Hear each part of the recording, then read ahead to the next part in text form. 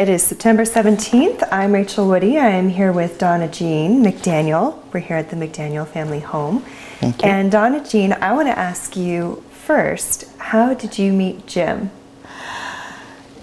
I have to tell you a little bit leading up to that, because you just don't launch off there. I grew up in northern Minnesota. The land of the state bird of Minnesota is the mosquito, and it's a tough place to live. The winters are very hard, and my father eventually threw down the snow shovel and said, we're going to find a warmer climate. And coming from an area in which people were very well schooled, but it was a very narrow schooling of reading, writing, and arithmetic. I did eventually end up in the art school at the University of Oregon, but I didn't take any art or anything. There wasn't anything available to me in northern Minnesota. So we moved here, and I felt like this was Oregon, my gosh, except that it rained the first month we were here, and we were sure our clothes molded in the closet. My mother was just, she said, I hope it isn't like this forever. Well, we've lived here many, many, many years. But at any rate, you have to think of coming from a very restricted background. Although my mother was a teacher, and she was very well balanced. My parents had a newspaper. She wrote for the newspaper. They loved it. My dad loved the hunting and fishing and whatever, but the climate was brutal. So we moved here, and this is 1947. And the Second World War has just ended, and dial 2 years back, when the Second World War ended, they wanted to bring the troops home who had been in Europe and so forth for as much as 5 years. A tough, tough thing they had been doing. And Jim's class, 1946, they were forcibly conscripted. Either they could pick your service because you're going, and his whole class, all the men were conscripted, and they could join whatever service they want. And so he and Malcolm Marsh, who later became a judge, and anyway, he had a very interesting class of people who had a variety of very interesting skills. It took 3 months in service. I think it was about 3 months, wasn't it, before you were on a boat to Japan? It wasn't too. Yeah. And they became part of the occupation of Japan. And I've often asked Jim about that, because I think that's a sort of a sideline, but it's very interesting. Mm-hmm. When he got there, were you in Yokosuka? Oh, no, where were you when you were going up and down the coast and you were delivering mail? Near Yokohama. Near Yokohama. And he said everything was obliterated. It was bombed to nothing. There was a generation gap. You had grandparents and women and young children, but you didn't have the middle. And many of them had rickets. In fact, one of the young men who came to Linfield later, and we helped integrate into Linfield, his mother had starved to death in Tokyo. And so Jim was very affected by this. He must have been 18 when you were there. At any rate, those men in 1 year all came back, were then mustered out to go on to college. And now I am in high school. And spring term was very popular. I don't know if it is now, but I suspect it still is, to go to the coast. And from McMinnville, because it's close, many, many, many families owned houses in Pacific City and Lincoln City, and great clusters. There's no problem to find somebody who'd say, oh, well, you can use our house. So I went down to Taylor Hardware, and I asked for the Taylor brothers one house. And in the next house were a whole group of returning servicemen. And it included somebody who became engineer, a head of water quality in Oregon, a man who became a judge, a man who ran a grain and feed company, and so forth. So you had your pick. There you go. You got this girl from Minnesota saying, "Holy cow!" I actually married two of them, and since you're from Linfield. My first husband was Jim Hart, and he was a professor of economics at Linfield, and we were married 11 years, and he died while he was on the staff at Linfield, and I married his good friend Jim McDaniel. And see all those yellow things over there? That represents 50 years this year of my second marriage. Wow, congratulations. So there, I brought you up to date. Yeah, you did.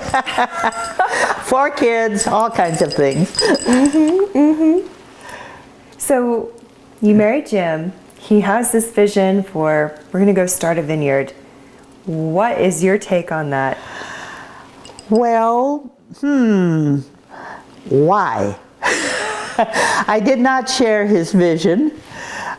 We had a lovely, lovely home, and he had landscaped a gorgeous yard.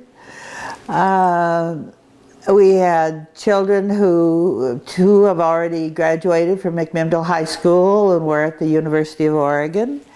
And another one who was a senior, and we had a 3rd grader. And they said, "You're going to let her go to Newburgh?" Which was a rival, and that was a naughty word. "You're going to let her graduate from Newburgh High School?" Well, right now we have a senior in Newburgh High School, a granddaughter who's president of her senior class, and so obviously, not only was it hard for me, but I didn't share that with Carrie. He thinks I might have. Carrie also got her heels. She made heel marks all the way out from McMinnville. "You're going to move me out in the country?" And she could walk to the pool, and she could go to the library, and life was good. And the amusing thing is she adapted, not exactly rapidly, but she did adapt. And one friend named Paula Jonke, Dr. Jonke's daughter, friends came out, what's this country experience? And one day Carrie said to Paula, "You want some ice cream?" And Paula said, "Sure." And she said, "Well, here we go. It's a 2.5-mile walk downhill." And Paul, who hadn't really walked around the block much, went 2.5 miles downhill, and she never came back to sleep at our house again. At any rate, Carrie adapted well, and she was particularly, there's a lot of pride in what your father does. And she remembers being at the Dairy Queen when McDaniel grain and feed trucks were going by. They were huge, and people say, "Carrie, there's your trucks." Well, she suddenly had a lot of pride in what her father had done, and she adapted. What about Fuqua? Paige? Yeah. Friends. Yes, she became a very close friend of Paige Fuqua's, who was down the valley and up the next hill. And actually, in a good moment, if everything was still, they could yell back across and talk to one another. And there was, because this is a very old settled area, a wagon train down in the bottom with a mysterious house that used to spook themselves. It was nothing but a shack. But anyway, the kids had some wonderful, wonderful times. We have great stories to tell about living in the hills. But no, I didn't want to come.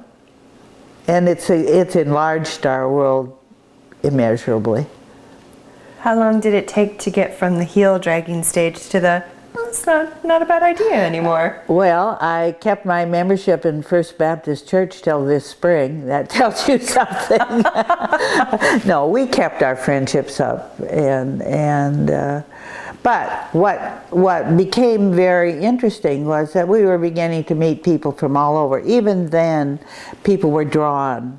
I mean, Weber's came from Boston. how did they get here from Boston, and so forth. Each, and that was very early, very, very early. Who were some of the early families? And I know we definitely wanted to talk about the women. Well, I think the women play a big part in it. There's no question that the women play a big part in it. Keena Erath, Dick Erath's wife, started the first tasting room. They're still using that tasting room, although it's not owned by the Eraths anymore. Lois Marsh.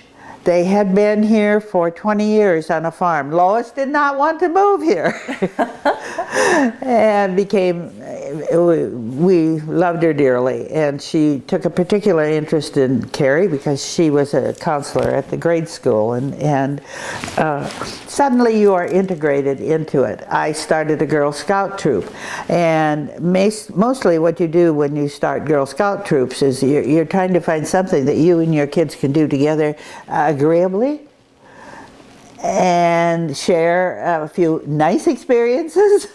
And when you do that, you begin to meet all of the children of all of the people. And Paige Fouquet was one. Eventually, I took that troop when they were juniors in high school and sophomores. I took them to Mexico to the International Girl Scout House in Cuernavaca and with Tosco, and we traveled together. And when I get back, I said, "That's it, girls, sayonara." But still today, every once in a while, I will cross one of these in the grocery store, give me a hug, and you become, well, you either get integrated in the community or you become pretty sour on life, and we did it. What were some of the struggles that you came up against? Ignorance was a big problem. He talked about running the wire for the first mark through the vineyard, and as I remember, the wire was 50 feet long, wasn't it, Jim? I think it was. And I was supposed to put a 1-inch yellow mark every 6 feet. But I forgot that if in that distance, if you didn't measure from the top or the bottom consistently, you were off quite a bit by the time you got. So all of a sudden, Jim said, "This isn't working well." So we took all the tape off. We had run it from our kitchen all the way through the bedroom, all the way to a studio out behind, the whole length of our house. And everybody took all the tape off. I mean, these are the sorts of, they don't even do such things now, but how do you start? You hatch a plan and you try. That was my first early failure. And the first crush, you know, we had this glorious idea that you sit on the porch and drink wine, right? Well, I knew better by then. So we had the crush coming in, Rollin Souls and Jim and everybody crushing wine. I was making enough chili to feed 50. We actually had a musical group playing on the balcony. It was ludicrous. At the end of the day, I said, "We're never doing that again."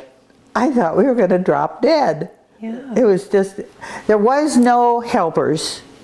And the Mexicans were the one thing that saved our soul, that they would stick with it. Others didn't want to. And there was one harvest in which Jim was desperate. We couldn't find enough Mexicans. So he went to a labor office in Portland and brought back Hmong tribesmen from Vietnam, the upper hills of, they didn't even know what a grape was. First we had to say, "This is a grapevine." And cutting a grape, how do you do that? And besides, they were very short people, so they would sort of get lost. It was probably the most trying harvest he ever had. Don't you think? It was frustrating. It was frustrating. Then he is greatly generous, and I insisted that with the Girl Scouts, what you're trying to do is give them some life skills. And if we're traveling, you have to earn your own money. You have to make gifts to give away, and you have to be responsible. We have to, had birth certificates and all kinds of things to take children out of the country. So Jim hired the girls to help tie the grapes. Well, that was his first mistake, because it was a very nice period of spring vacation, and whenever Jim disappeared, they all took off their shirts and went sunbathing, and they had lookouts. Here he comes, and up they went. He actually practically paid for their trip, and they produced nothing. So you try to find a labor force. That one didn't work. Check that one off. Don't hire a Girl Scout troop. What other thing happened? In the fall, you have, if it ripens very late, you have bird migration. And we did all kinds of funny things. Jim found hawk kites, just to scare the birds. And we had cannon, which made a loud roar. And they were gas fired, and they were said, so they would go bang. The birds would rise up and then settle right back down on the vines. And then we had flares. Well, the flare was a tube with a trigger, and I went out to shoot the flares, and I shot one backwards. And at that point, I was taken off the bird crew. Let's see, what other? We netted for the birds. Well, have you ever thought of running a net 50 feet over vines that tend to grab, and then after that was over, because you had a lot of money in netting, then you had to roll it back up again? Well, that became one of the worst. They don't even do things like that. Then they developed a spray, but then people didn't want that. They didn't want the spray. I don't know if they still use the spray or not. How do They have to, sure. they have to? And maybe I shouldn't talk too much about that, because you have to. Otherwise, you're just feeding the birds. Sulfur spray. Yeah, it's sulfur. And sulfur doesn't kill you. What else happened? Well, we could tell when harvest was coming, because here we have the winery in the basement, and our bathroom mirror would just cloud over with fruit flies. Nothing we could do. I don't know where they came from, but it would just be clouds of fruit flies for about 2 weeks until the harvest was capped up, and then the fruit flies would all disappear. So we had funny cycles. We learned about the hard way. Never did understand how to get rid of the fruit flies. We just lived with them. He talks about the first Christmas. That was, the boys were told they could go pick any tree they wanted to. So they picked one that looked really pretty nice, hacked it off on the bottom, and tried to shove it through the double doors into the living room. It didn't work. So then they cut some off and shoved it in, and it was still 15 feet tall. And we got the tree in, and we had a balcony bedroom and whatever. And when I came in to see how it was coming along, they were throwing the arrangement, throwing the Christmas ornaments on the tree. I thought, oh boy. Okay. So Mike picked up a hammer when I wasn't looking, and we had some huge, what they call 10-penny nails. He picked up, there were 6 of us, and on the new mantle, halfway up the wall, it was a very high ceiling, pounded in 6 nails to hang our socks. Well, the plaster and everything was very new. It split it, and the whole thing had to be refinished. Mike maintains he didn't do it. He doesn't remember, but I remember.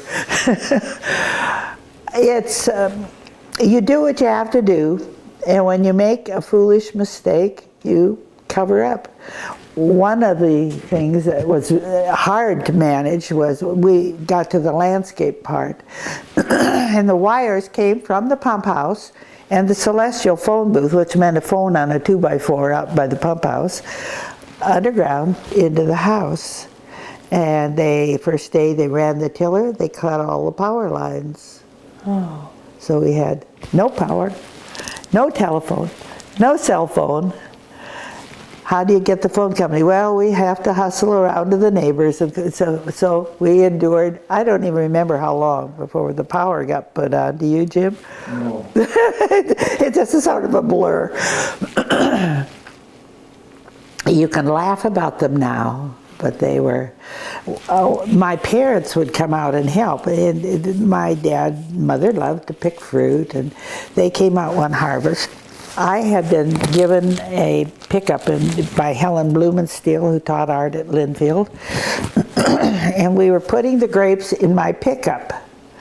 And my dad and mother were so tired, they pulled out at the same time. Dad hit the pickup flat on, and all the grapes flipped off on the ground and were lost. Oh no.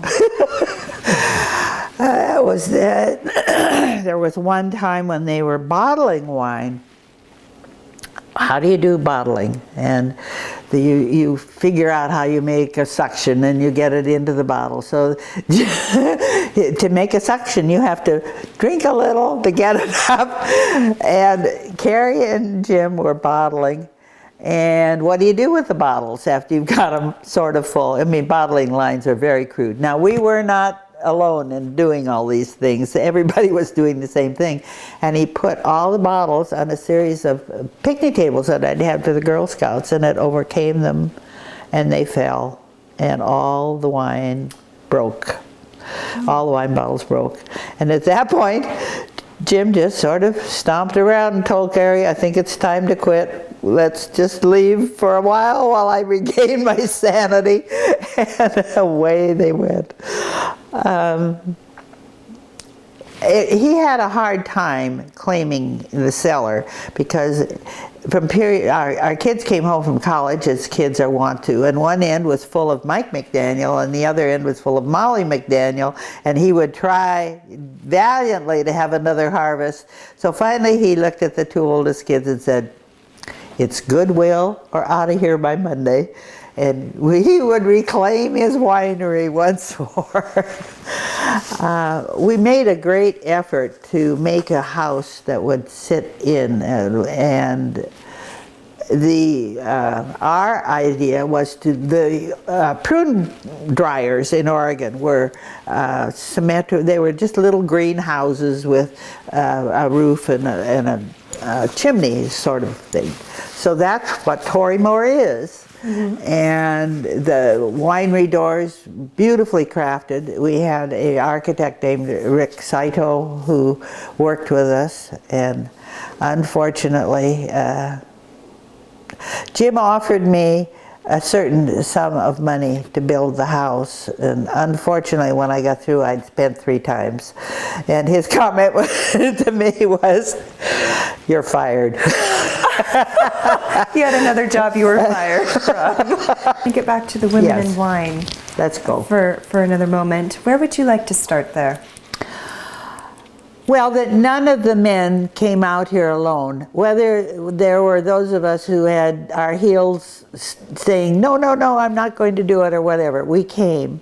Vivian Weber just looked around here. She was and is a famous travel guide in the United States and has traveled all over the world. And she looked around and said, what am I doing here? She'd never lived on a farm and so forth. We came from all different places, and we became a rather close-knit family. And we would meet together at the Red Barn, which wasn't a tasting, it was the Red Barn. And we would have potlucks with all of these people. Now there was Keena Erath, who was in charge of starting, we all had families, young families, and Keena was in charge of starting the Erath, Knudsen Erath tasting room. Mm-hmm. Sally Bowers, Dr. John Bowers died when they were still on the job, and Sally took over and ran that, and even later when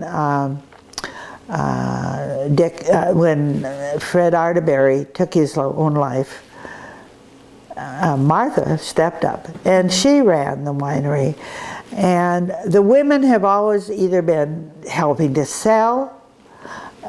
Corby Wright has sold gallons of wine, or they helped in many ways other than keeping a home and raising a family and trying to have a few nights sleep too. And the women were outstanding women. very accomplished. Vivian Weber was born in South America. Her father was a drug salesman for one of the big drug companies in South America, speaks several languages. In her retirement, did a master's degree in Spanish literature. All very well-educated people, but all very hardworking. And it wasn't a group of people that thought so well of themselves that they couldn't get their hands dirty. About the Archibalds, how they came from. Oh, Archibalds. We missed, yeah, you probably haven't heard of Bill and Bessie Archibald. He is an engineer, was an engineer who had worked all over the world, and he retired. Now, I never did know why Bill came to this area, but he and Betsy came from Canada.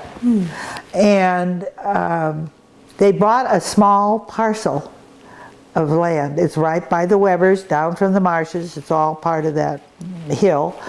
And that 1 acre, for reasons I don't know, maybe just the frost runoff was enough, the heat was enough, turned out to be one of the best wine producing acres in the whole hill. When I was at Rex Hill, the Archibald Vineyard selection was always the best. Always the best. And then following that was Marsh on that hill. On that hill. Most expensive. And Bessie, I mean, it was kind of hard for the Archibalds. It wasn't an easy thing. They were in not very good health. They all had to ride tractors. And I need to say this part too. You have to understand, when you come into a business, there is no business. You're making a business up. And there's nobody that wants to help. It's like finding people to pick beans in the bean fields or strawberries, and they don't want to do that. I don't want to go out in the field. So you have a very limited labor pool. And these men would come home. Now, our vineyards were spaced quite a ways apart. And Jim would get on our tractor, drive down our hill, up the next hill, over the top to our vineyard, and he'd work in that vineyard. Second vineyard.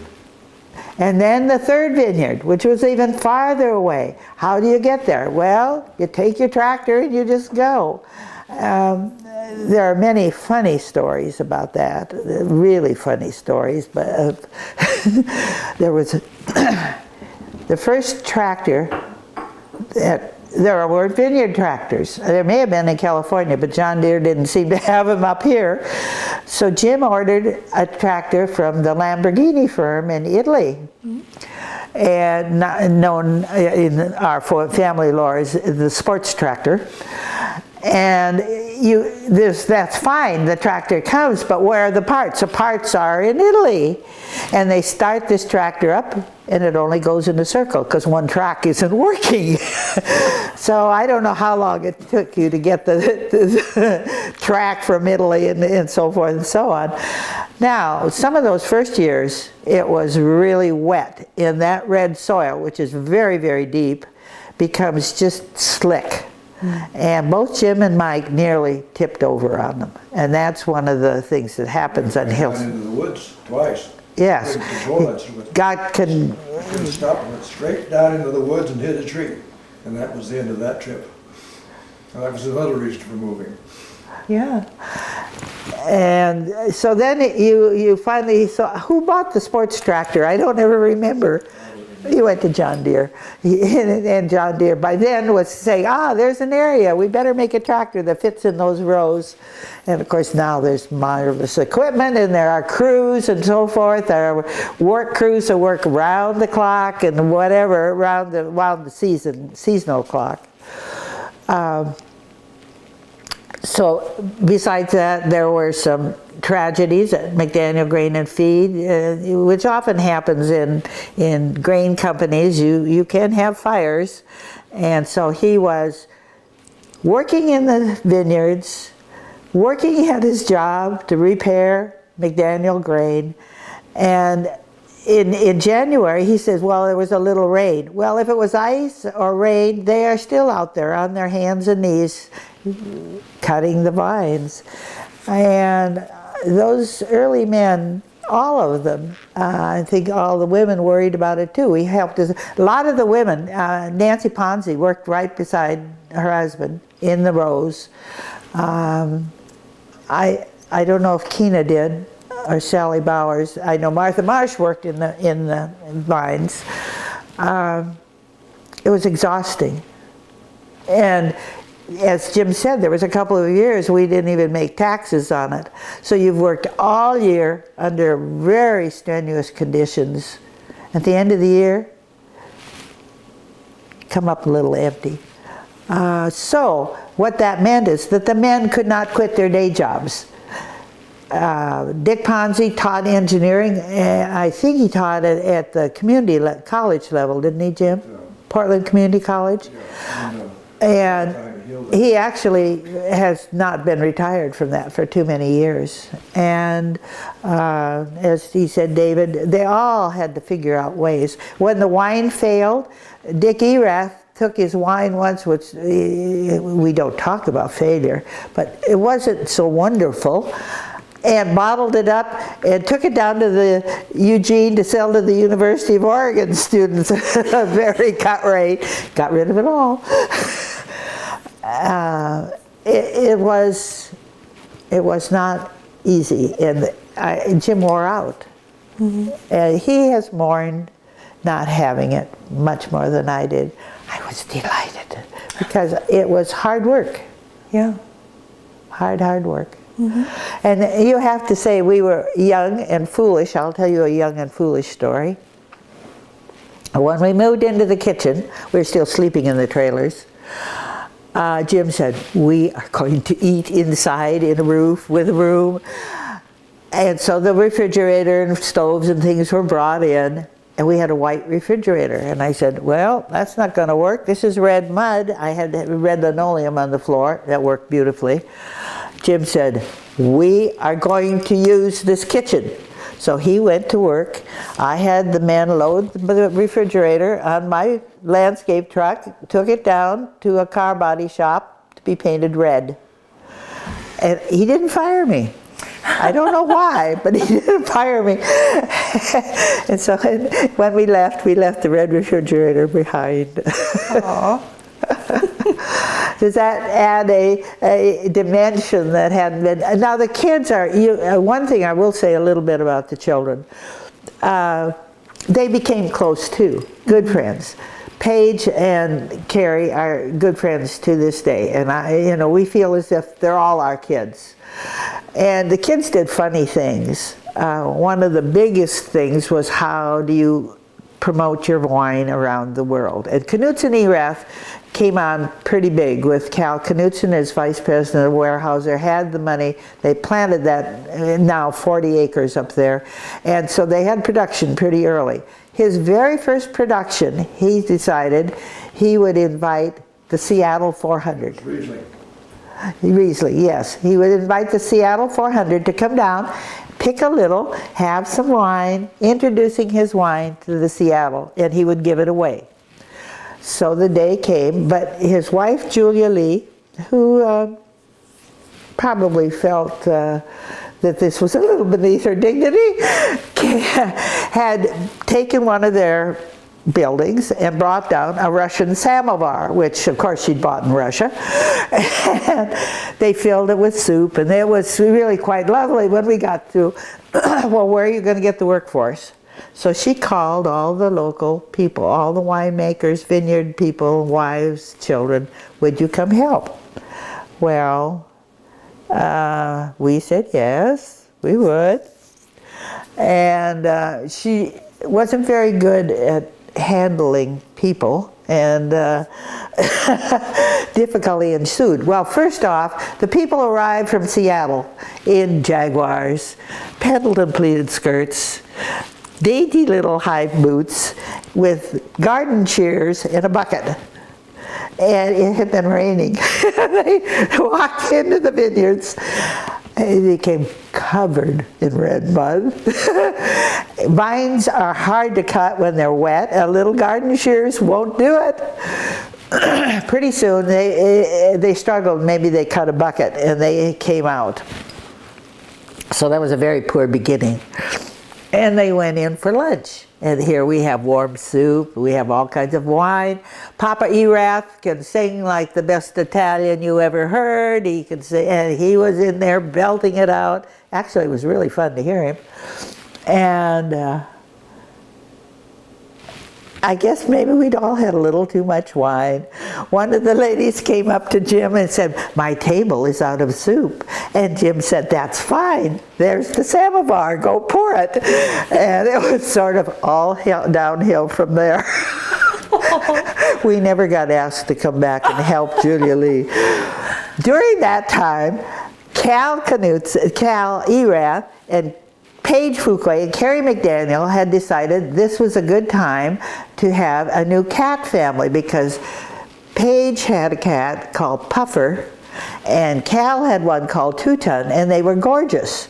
So in a garage very adjacent, they had put these two cats, hoping that they were going to get a new cat family. Well, the cats didn't like one another.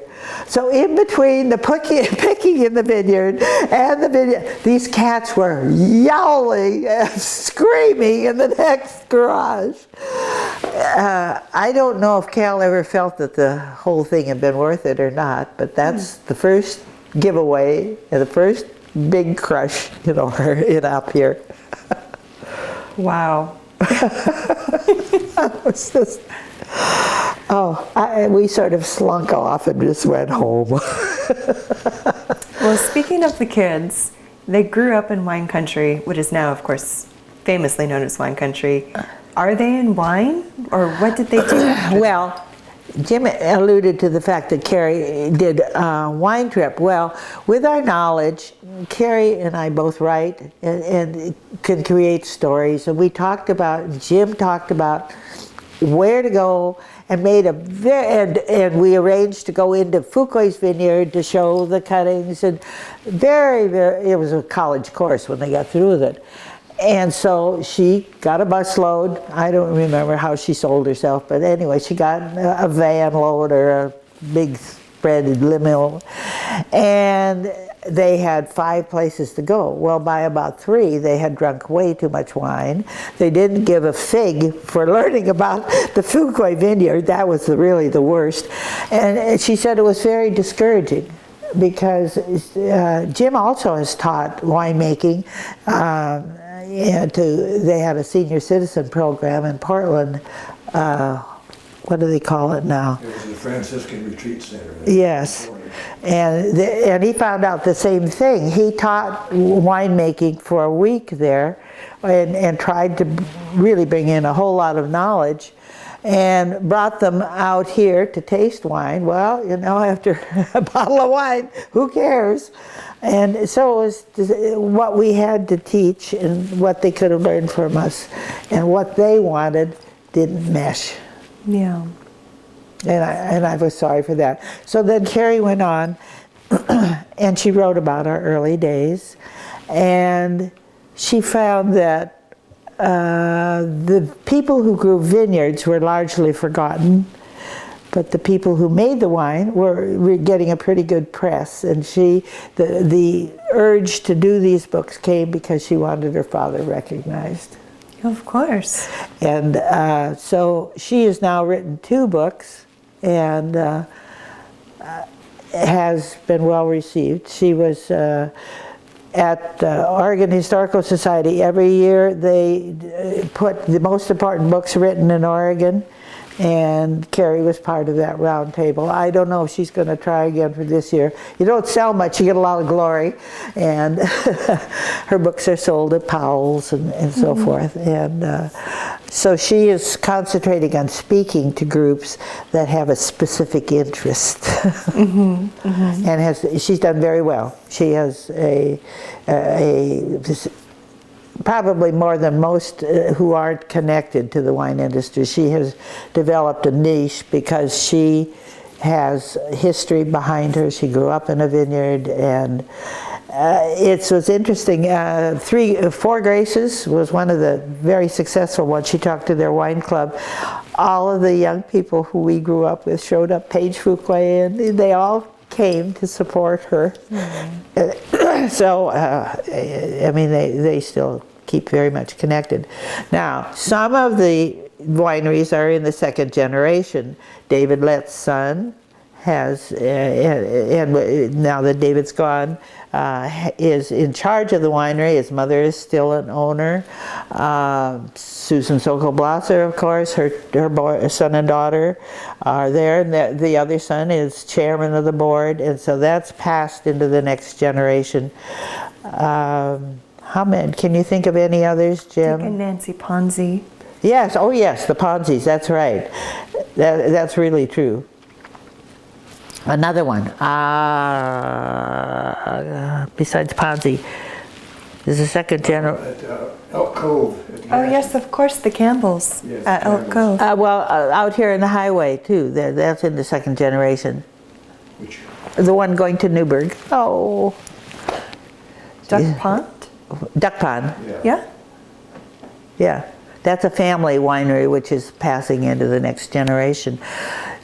So Carrie is making it by writing about it, they are making it by producing it, and the rest of us are trying to leave our history behind. You had mentioned that Carrie discovered that the winemakers are getting more of the glory than the people planting the grapes. Oh yes. Why do you think that is? I don't think there's any glory in dirt farming. And yet, I've done 2 wine tours for friends from Midwest and from Washington in the last month, and I have taken them, because this is the 50th year, I have taken them up Warden Hill Road, into the Weber vineyard, up to the gazebo, sat them down, took them off, and had them eat the grapes. It was just before picking, and they were sweet and wonderful. And then taken them on up the hill and said, now these grapes are 50 years old, nobody's going to bring you up here. And then took them all the way up the hill, past marshes, up to Erath. And they thought it was interesting, but you have to have somebody who's interested in history. And it's very expensive to get into now. So most of the people that would come, even though they've got $1 to do something like this, could not afford it. When we even sold in 1986, where we had bought land at $1,000 an acre, at that time it was $10,000 an acre, and I have no idea what it is now, but it's way up there. And one of the things that is marginal here in the Red Hills, it's a very, the wine climate here, you have beach winds that come in about 4 o'clock and they cool them down. It's a marginal climate, and in the last 2 years we've had lots of sunshine and the grapes came on early and whatever, but we don't always have that. And so you want to be at the 400-foot level, which is optimum. Well, Warden Hill Road is pretty much 400 foot. The Archibald Vineyard is perfect. We were up at 600 feet. And Jim and I noticed 2 years ago, somebody at 800 feet cleared the top of the hill. Well, that's great if the season's good. If the season's not very good, and you get docked at the winery. In our day, you had to have 21, wasn't it 21 bricks, 21% sugar? Every brick or percent under, even when we were growing, was docked $100 a ton.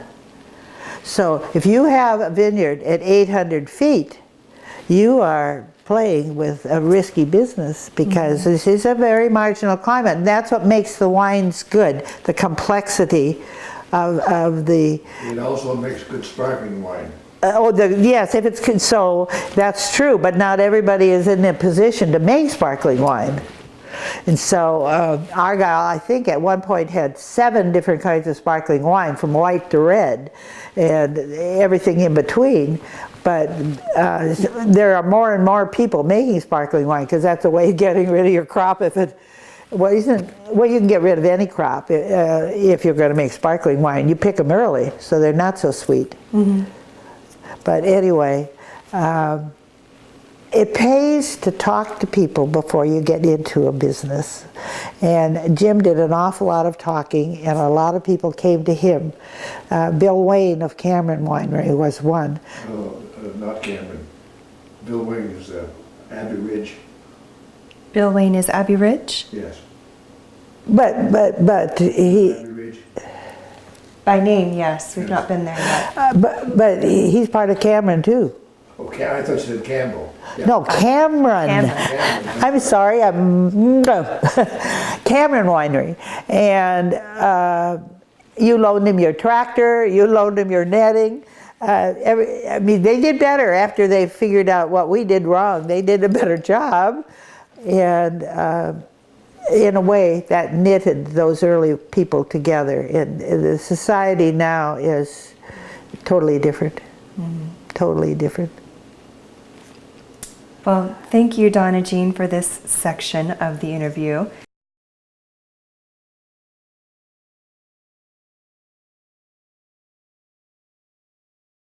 Working here and retiring here, and we've both talked about that.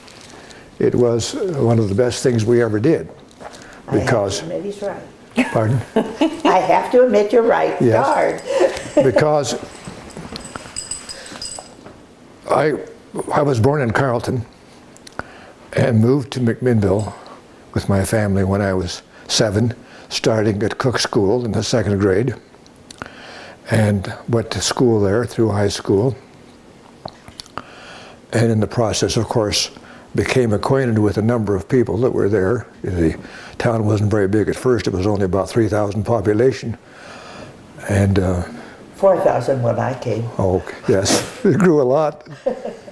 But nevertheless, we knew school classmates, and we knew friends, and we knew all kinds of people who had come and gone. But eventually we found that we could walk down the street or drive down the street, and we would see a ghost on every corner. That's the truth. And well, so-and-so lived there, and I remember when. I remember when. And I noticed that even this week when I was in there at the Greenery District, how much has changed, and yet how many memories we have. Consequently, we did ourselves a lot by coming here to a vibrant area where people kept coming in, and we met new people. After I started working in the tasting room, I found a benefit that I didn't expect.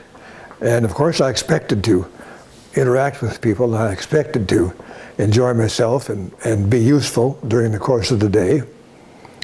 But the best thing was the people that came here from all parts of the country. And it was so much fun once you got used to being flexible, but you never knew who was coming in the door or what they were going to say or what they were going to do. But it was a social interaction. And that's another thing that I mentioned about social and economic and spiritual. Our daughter Carrie worked at Argyle for a while, and she had the same experience.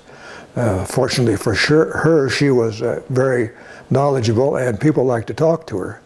And I had my group of friends too, who would come back and look for Jim and look for his garden. And just recently, if I'm going to get this into the side here, they would come back to look at the garden and see Jim. Both gone. But there's one thing I think is really important. One of the women who came by was a lady in a big hat and lots of diamonds. Oh, yeah, that was And she said, oh, I'd much rather stay in the garden talking to you, but I guess I have to go in and taste wine. So she did, and she came outside, said, it's more fun out here. She said, let me introduce myself. I'm Mrs. Gallo.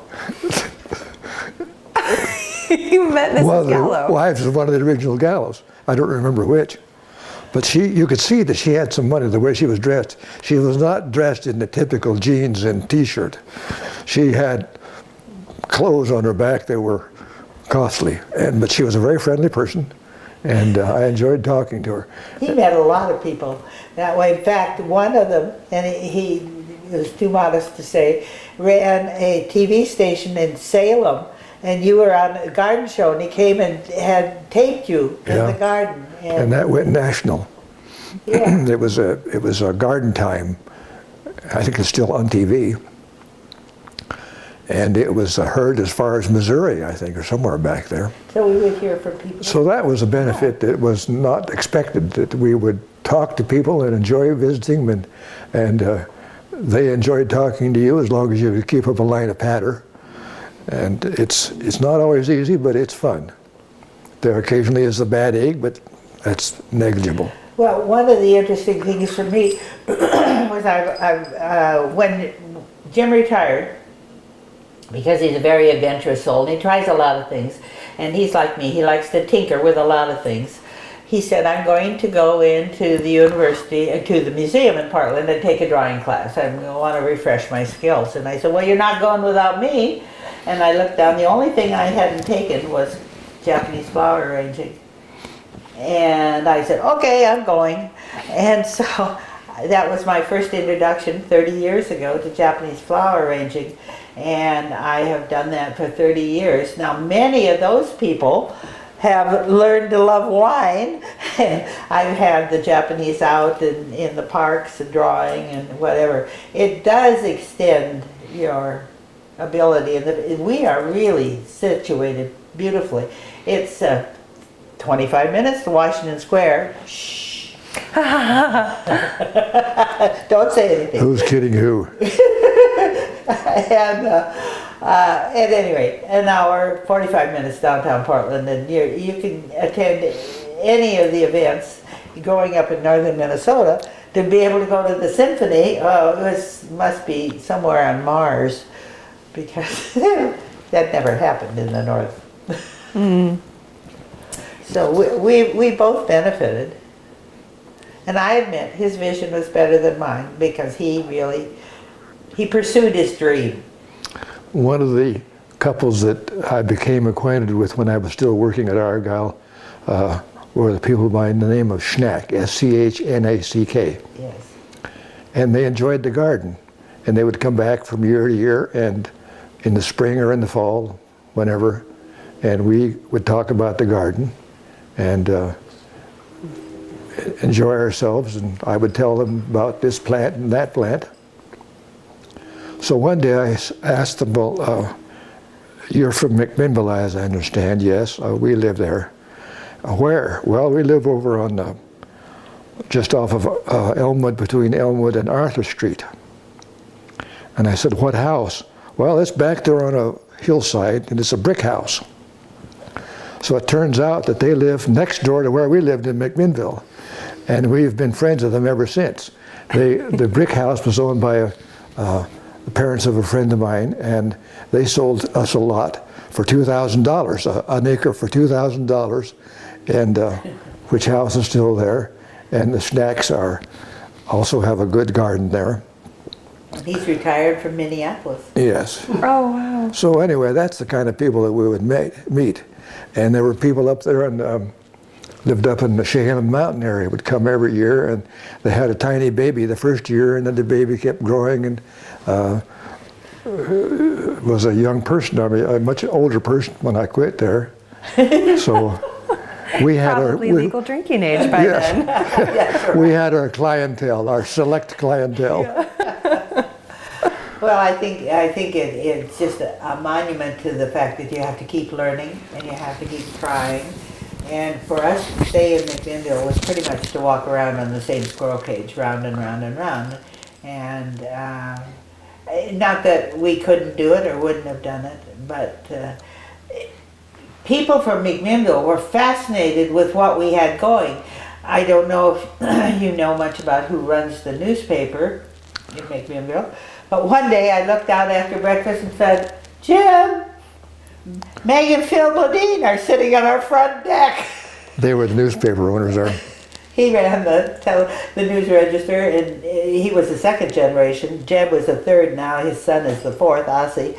And very affable people, but we had not been terribly close friends at McMinnville. I thought, Sunday morning at 9 o'clock, what are you doing on our front deck?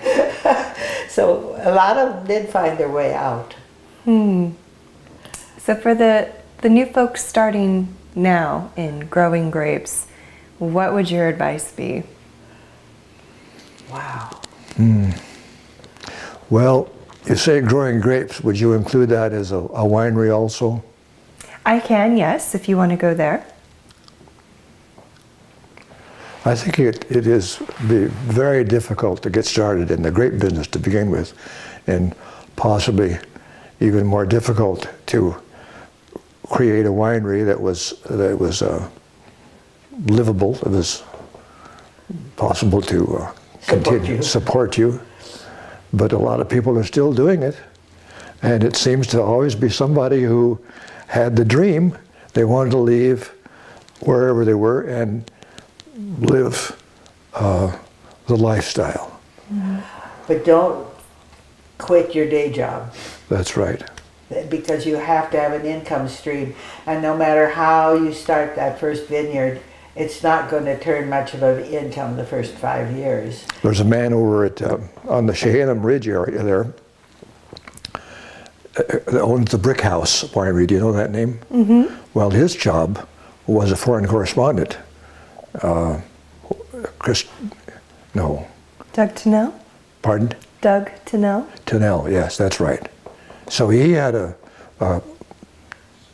well-known and successful career before he came here, and that he wasn't alone there.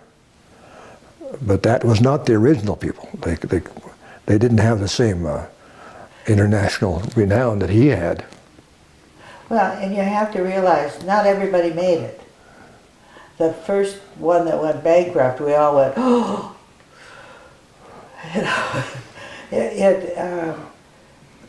You got to have a long-range picture going. And very often, from what we've seen, many of the people were backed by their parents. And their parents have to be able to, at their age, be able to do that. And it probably wouldn't be hard for you to go to the bank these days and get bankrolled, but then you got to pay that back. And actually the thing that is going to be the biggest headache is acquiring land. Because most of the farmers were wise. They knew if they had a south slope, they had something worth money. Oh, there is one detail, however, that is still possible to take part in, and that is the peripheral industries, such as the tour buses and Yeah, that's true. chefs that cook for meals, for catering, and the wine press is another one. All sorts of peripheral activities that have... Bed and breakfast. They don't make much money, but... Well, whatever. It's still part of the industry, and an important part, too. Now, you have to remember that Oregon was a dry state until 52? Well, 33, 33, 34 yes. Yeah. officially is when it That's ended. right. But it took Oregon a long time for people to actually start drinking. Oh, we were prohibited. Jim and I were in college at that time, and we understood that... Well, you couldn't go in and buy a drink, a cocktail. You couldn't just order up a martini. You had to bring in your own bottle, and then they'd mix it for you. What a racket. Wow. You kept a bottle on the floor and at the table. It was ridiculous. Even if you were at a formal dance, you were at dinner. People had their bottles just like under That's the table. right. And they used to take trains, for instance, from Duckville to like Berkeley, and they would have a football train. Well, as soon as they crossed the California border, out came the beer. Nice. So it was a dry state, and Newburgh was a dry city long after they kept that.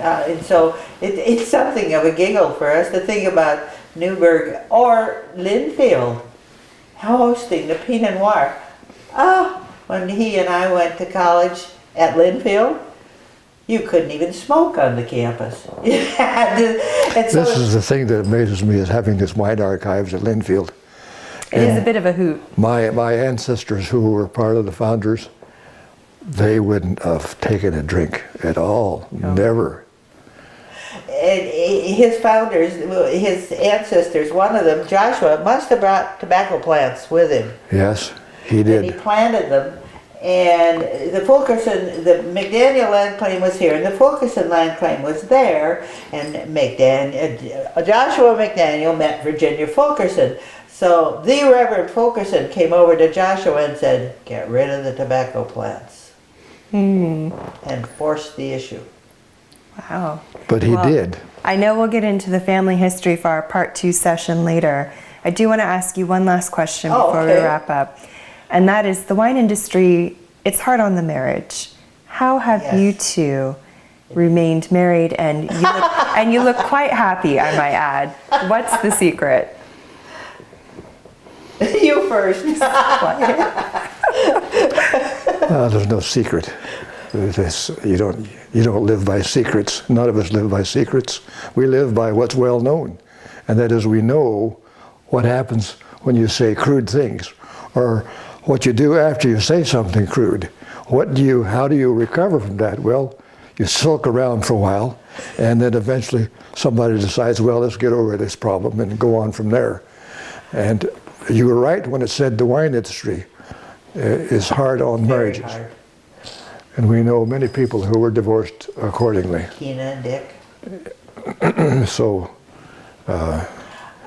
it is a bit of a problem too. When you're trying to sell your wine and you're earnestly trying to build your vineyard, you as a winemaker they like to meet winemakers and so forth. And so the winemakers come with a bottle and they drink some wine. Well, that's been a problem in the industry for the families. It's been very hard on them, and that's produced some real hardship. And it's still a problem today. Now, but as to longevity in marriage, we're too stubborn to give up. I think one of the things is, and it certainly is for us, and I think it's very important, is the ability to process new ideas and new thinking. Jim will go to George Fox Library and bring home an armload, a different armload every week, and he reads widely. We continue to try to meet new people, and we continue to try to, I like to write and do all kinds of artistic things.